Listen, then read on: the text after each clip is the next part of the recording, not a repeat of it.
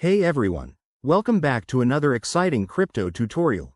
Today, we're tackling something super practical: how to send Ethereum from Exmo to Uphold in 2025.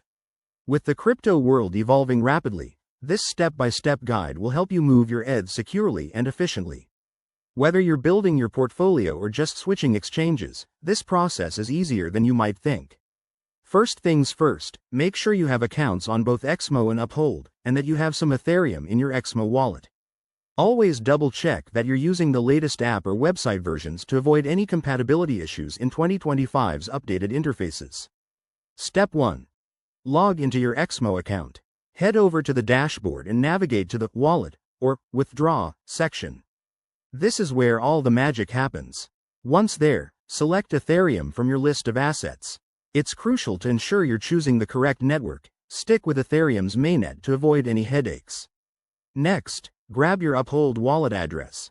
Jump over to your Uphold account, go to the Ethereum wallet, and copy the address.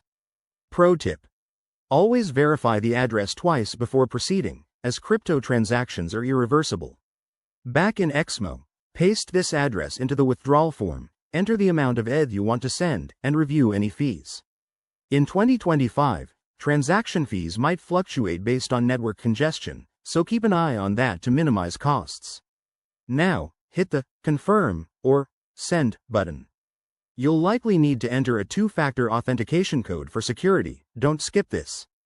Once submitted, the transaction will be broadcast to the Ethereum blockchain. This could take a few minutes to an hour, depending on the network. While you wait, you can track the status using tools like Etherscan. Finally, once it's done, log back into Uphold and check your Ethereum balance to confirm the transfer. Congrats!